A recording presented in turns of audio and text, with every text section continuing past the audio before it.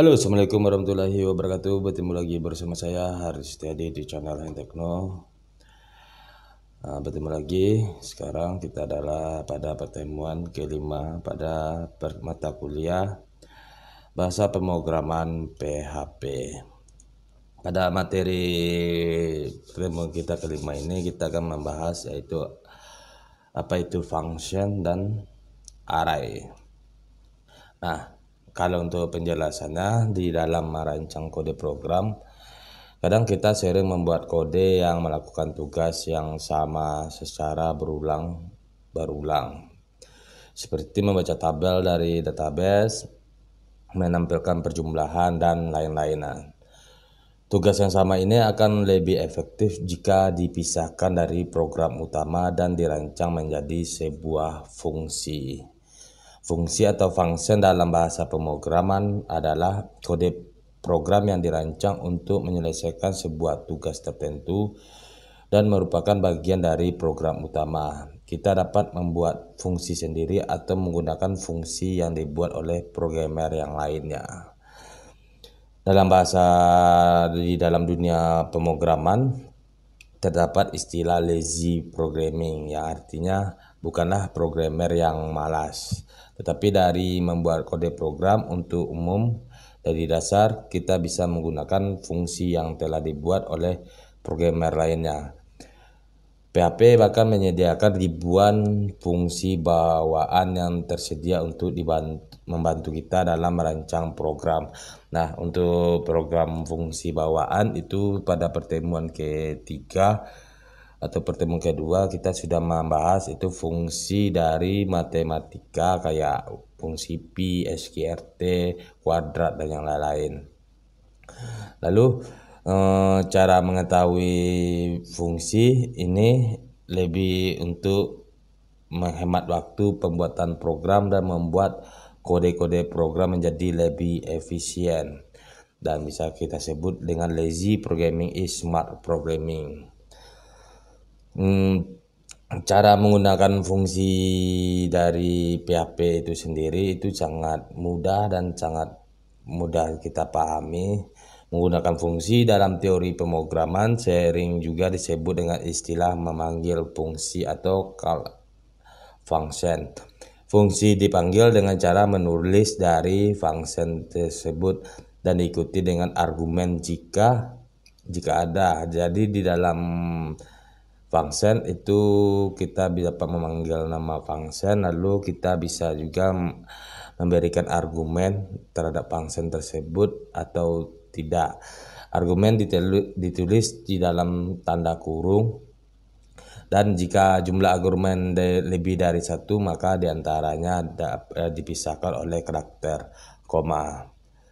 Setelah memproses nilai inputan, hampir semua fungsi akan memberikan nilai hasil pemrosesan tersebut, walaupun ada fungsi yang tidak memberikan nilai.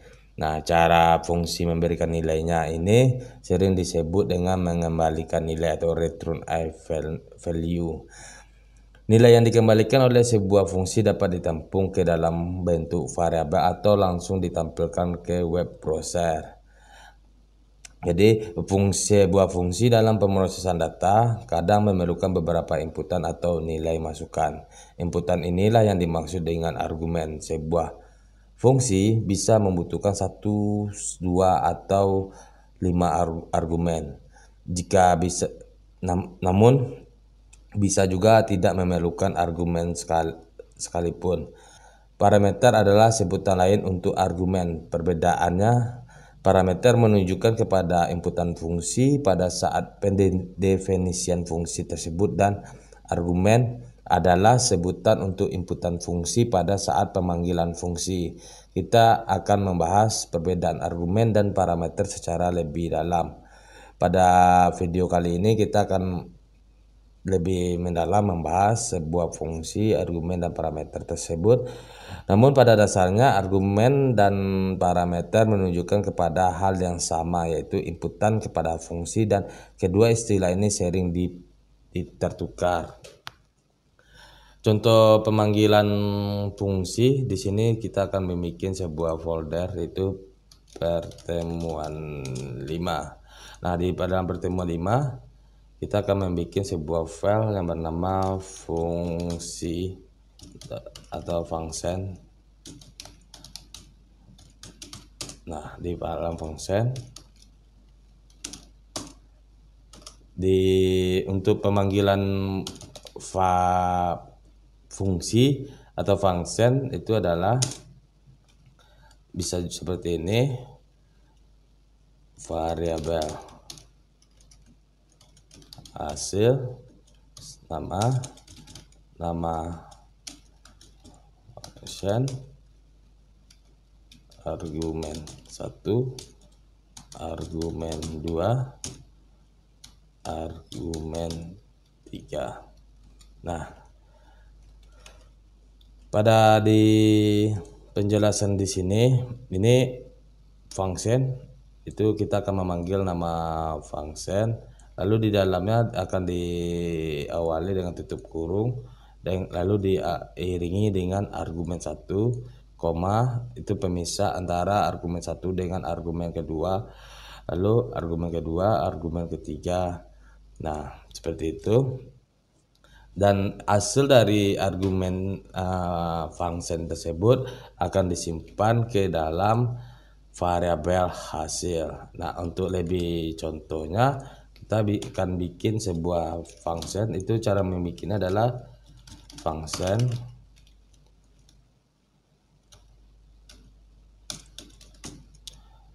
lalu nama functionnya di sini luas. Nah, kita akan membuat sebuah function luas itu dengan argumennya. Pertama kita akan membuat tanpa argumen. Nah, dalam function itu diawali dengan kerawal buka dan kerawal tutup. Nah, ini aturannya, ini adalah nama function, ini adalah fungsinya atau pengenalan bahwasannya luas itu adalah dari function.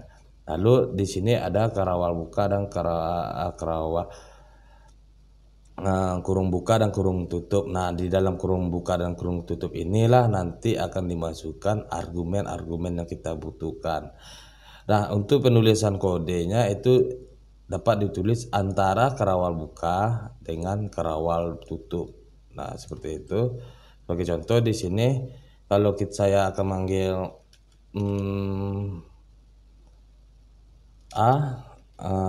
lebar sama dengan 10, lalu P sama dengan 20. Jadi echo luas adalah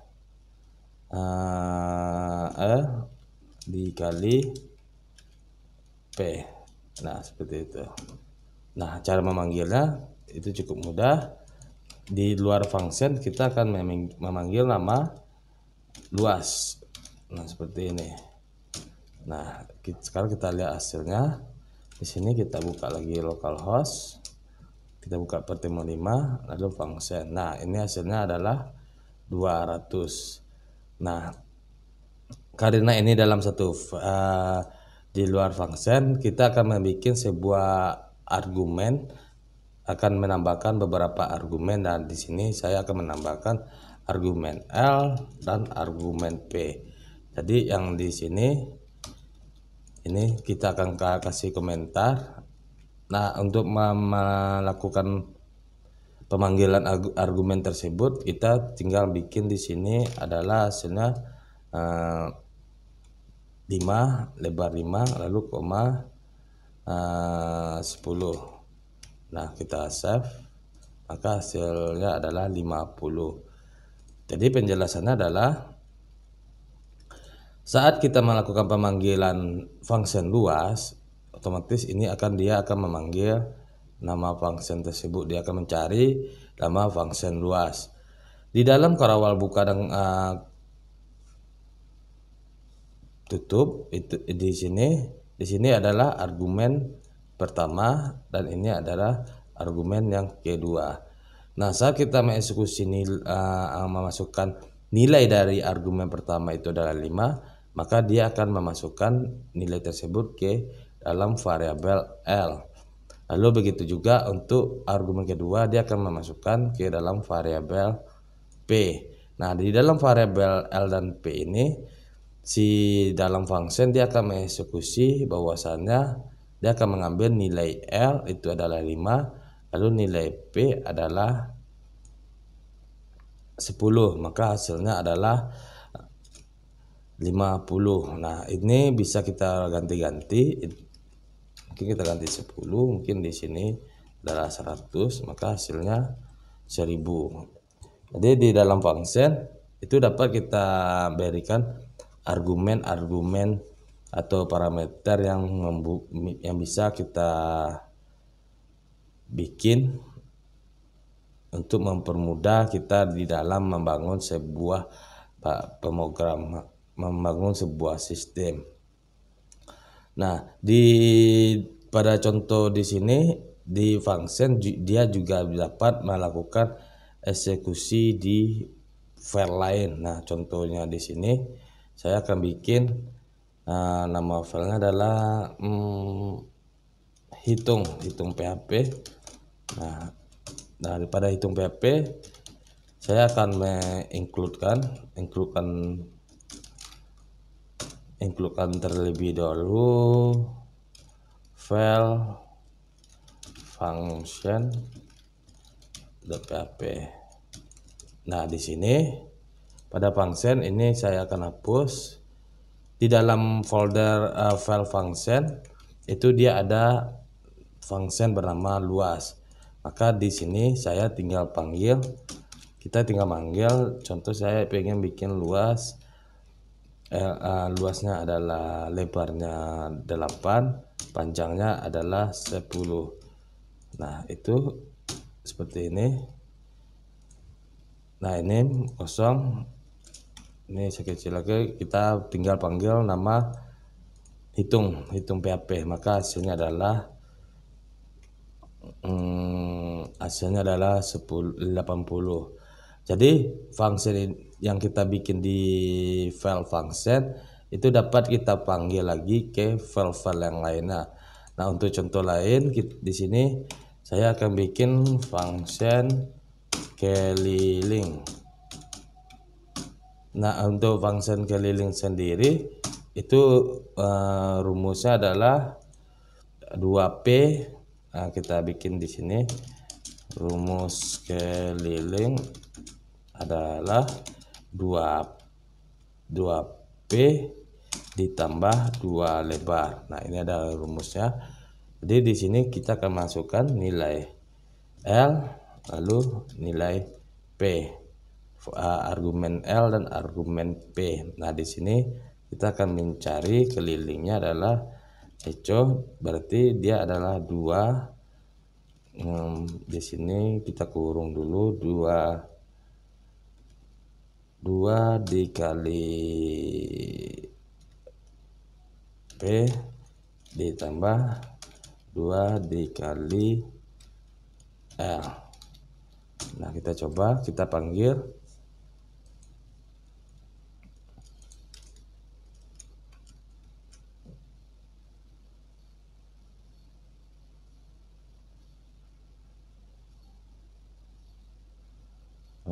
Ini variabel. Oke, lalu dihitung ini saya akan ganti keliling. Nah, hasilnya adalah 36. Nah, seperti itu. Jadi kita bisa bikin function-function lainnya. Di sini akan saya bikin function luas lingkaran, atau luas volume.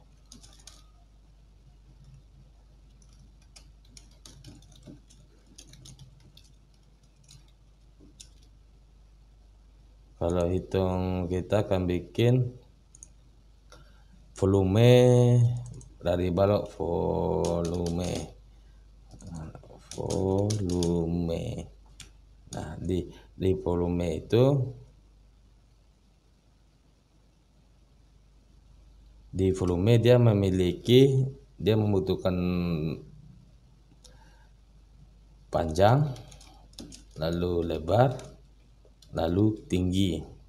Nah, untuk rumus volume sendiri, rumus volume kotak adalah panjang dikali lebar dikali tinggi.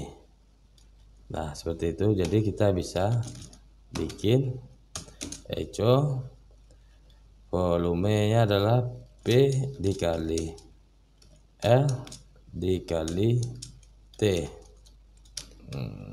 Nah, ini kali L kali T. Nah, volume. Nah, pada file hitung di sini kita akan panggil langsung volume. Ini jadi panjang. Tunggu saya lihat PLT ya. Ini panjang, ini lebar. Lalu ini tinggi 15. Nah, panjangnya kita bikin 18. Nah, berapakah volumenya? Maka kita tinggal reverse, itu volume adalah 2700. Nah, seperti itulah untuk penjelasan function yang ada di dalam PHP. Nah, jadi di dalam function tersebut itu kita dapat melakukan pengelolaan data seperti tersebut. Nah, untuk di PHP sendiri itu function bisa dilakukan perhitungan function, memproses function. Nah,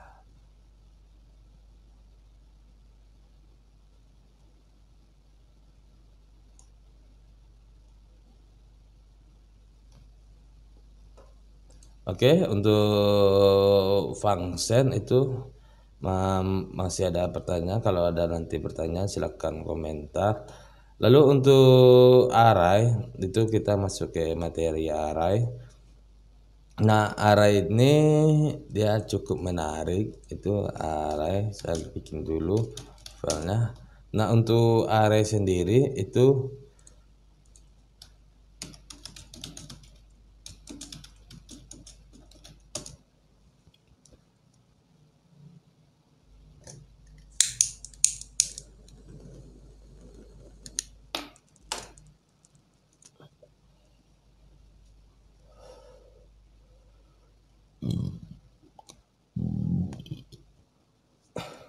oke, untuk pada materi selanjutnya itu adalah tentang array dari dalam PHP. Array adalah adalah struktur data yang memungkinkan kita untuk menyimpan beberapa elemen dalam satu variabel. Elemen-elemen ini disimpan sebagai pasangan nilai kunci, bahkan kita dapat menggunakan sebuah array setiap kali ada kebutuhan untuk menyimpan daftar dari elemen. Umumnya semua item dalam array memiliki tipe data yang serupa. Sebagai contoh, katakanlah kita ingin menyimpan sebuah nama buah. Tanpa array, kita mungkin akan menciptakan banyak variabel untuk menyimpan nama-nama buah tersebut.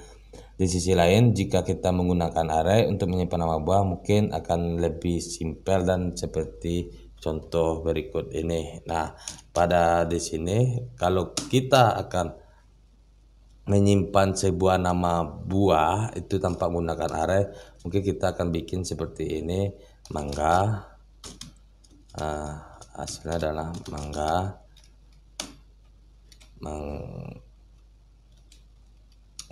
lalu mungkin durian, hasilnya adalah durian, lalu tomat, hasilnya adalah tomat. Nah, seperti itu jika kita menyimpan nama-nama buah di dalam variabel. Kalau kita akan menyimpannya ke dalam array itu cukup mudah. Itu kita bikin namanya adalah variabelnya buah, lalu kita akan menyimpan nama-nama buah tersebut ke dalam array yang didahului dengan sintak atau kode array itu kita tinggal bikin mangga, lalu koma durian, lalu koma tomat. Nah, seperti ini. Nah, mana yang lebih simpel kita membuat nama buah tersebut di dalam variabel atau di dalam array. Seperti yang kita lihat, kita dapat menggunakan variabel buah untuk menyimpan nama buah yang berbeda-beda. Satu hal hebat tentang pendekatan ini adalah kita dapat menambahkan lebih banyak elemen ke variabel array tersebut. Ada beberapa cara untuk manipulasi nilai dalam variabel array dan kita akan mempelajari pada video kali ini atau pada materi kali ini. Nah, di sini cara pemanggilan array.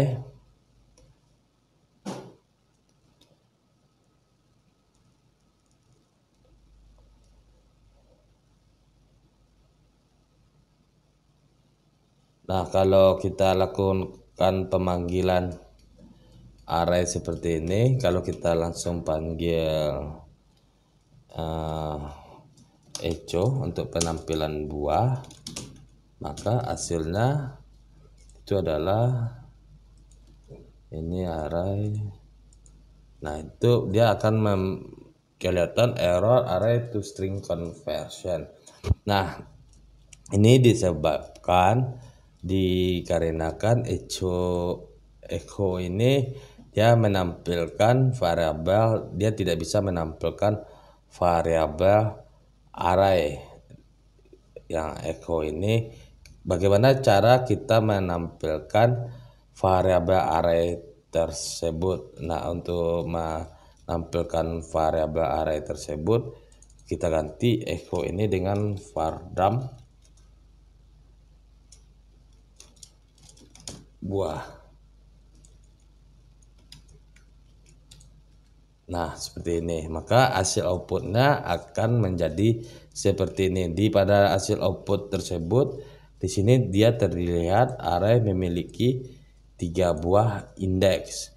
Indeks 0, indeks 1, indeks 2, dan indeks 3. Nah, di dalam array itu dia akan berbeda dengan di array ini dia akan berbeda dengan pemanggilan variabel. Jadi kalau kita ingin menampilkan data array tersebut, kita bisa gunakan sintaks vardam.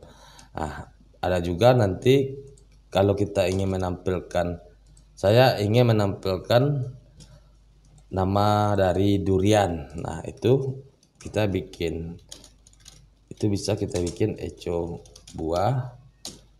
Lalu indeksnya berapa? Berarti indeks 1. Nah, seperti ini. Maka yang hasilnya adalah durian. Saya ingin menampilkan tomat. Nah, tomat berarti indeks 2. Kita tinggal ganti, jadi hasilnya dia akan berubah menjadi tomat. Nah, untuk indeks sendiri di dalam array itu indeks awal itu selalu diawali dengan 0. Ini menjadi indeks 1.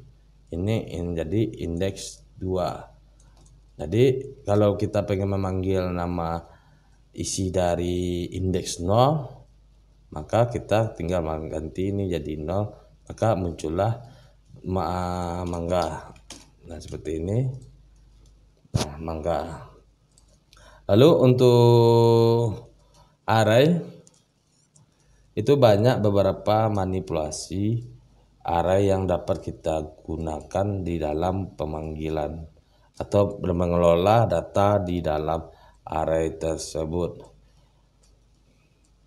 Nah, di dalam array itu ada array berindeks numerik. Array dengan indeks numerik ini yang seperti kita bikin barusan itu adalah array berindeks numerik. Jadi dia berdasarkan angka. Lalu ada lagi array asosiatif.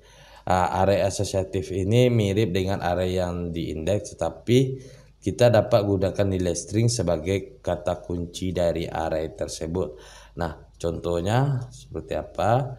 Di sini saya kasih komentar dulu. Nah, ini adalah array asosiatif. Nah, di dalam array asosiatif itu bisa kita contohkan adalah biodata. Nah, di dalam biodata, di dalamnya itu kita bisa bikin nama, isinya adalah, di sini saya bikin Haris Setia Hadi, lalu email saya adalah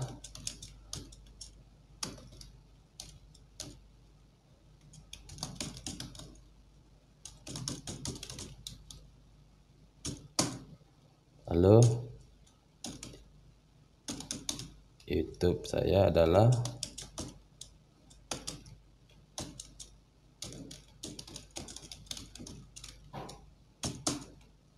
lalu WA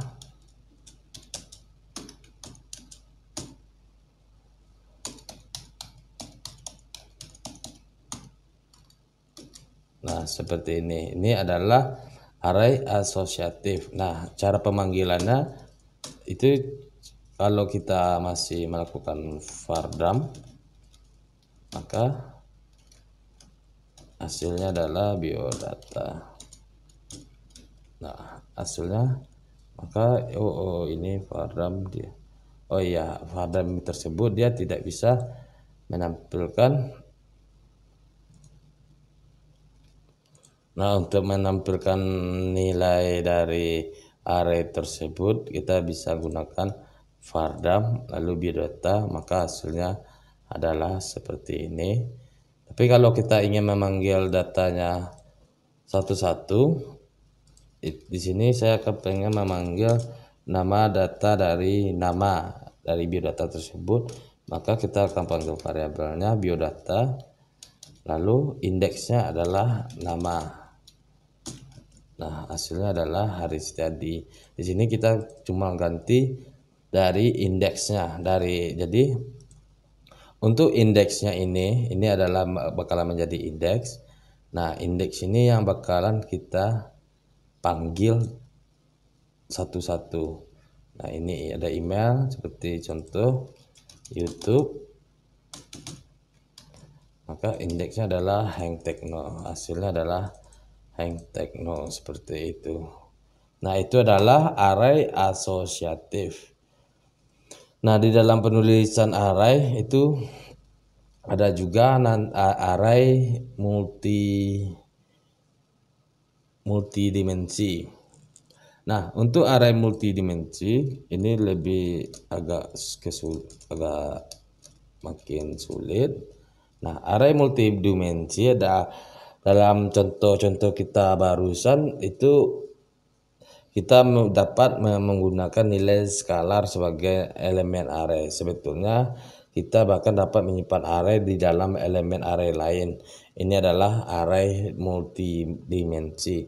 Jadi dalam array multidimensi, di sini saya bikin array multidimensi itu di dalam array sendiri itu ada lagi array di dalamnya. Nah, pada contoh di sini kita akan masih menggunakan variabel biodata. Nah, di sini saya bikin array. Nah, di sini akan ada, ini kita copy aja. Nah, ini lalu kita akan bikin array medsos. Nah, di array medsos itu medsos saya adalah Facebook,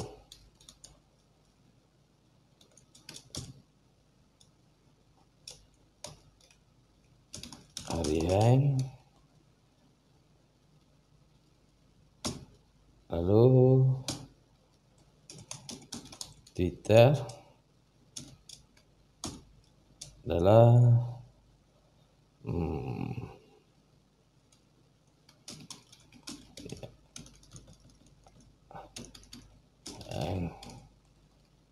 juga. Nah, seperti ini. Nah, ini adalah array di multidimensi. Di sini salah ini kita juga bisa menggunakan kerawal buka dan kerawal tutup. Itu dia sudah menjadi array, atau ini kita kenalkan dia adalah array.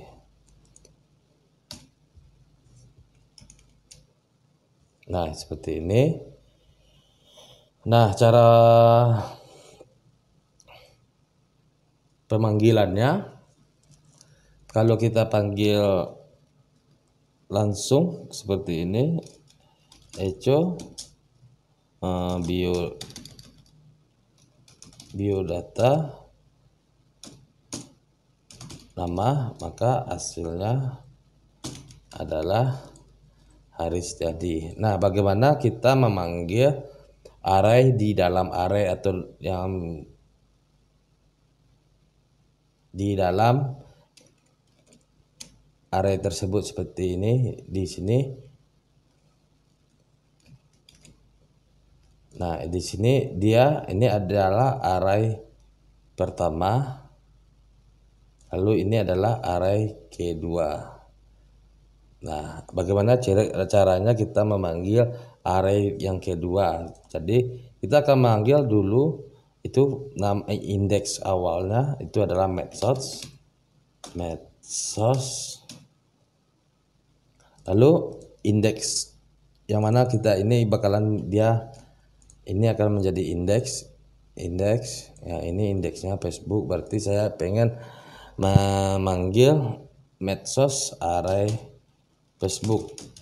Nah, seperti itu, maka hasilnya adalah hari hang, atau kita di sini Facebook. Nah, seperti itu. Nah, itu adalah array multidimensi. Jadi di dalam array dia juga ada lagi array untuk mempermudah. Nah, cara pemanggilannya cukup simpel. Kita panggil dulu indeks awalnya. Di sini indeks awalnya adalah medsos. Nah, ini untuk pemanggilannya ke sini. Lalu indeks keduanya adalah yang ini. Di sini adalah Facebook. Nah, seperti itu. Nah, pada bagian di sini saya harapkan pada video kali ini mahasiswa saya itu paham terhadap array. Mungkin jika ada pertanyaan atau masih ragu dalam materinya, silakan komentar, nanti akan saya bantu untuk menjelaskannya lebih detail. Dan jadi kesimpulannya, di dalam pemrograman itu menggunakan array pada PHP, kita melihat cara kita dapat menyimpan data ke dalam array tersebut tanpa menggunakan database. Jadi array itu dia juga bisa berfungsi sebagai penyimpanan data sementara. Oke, untuk pertemuan kita kelima ini saya harapkan mahasiswa pada paham, dan jika ada pertanyaan silakan komentar. Jadi akhir kata saya ucapkan terima kasih. Assalamualaikum warahmatullahi wabarakatuh.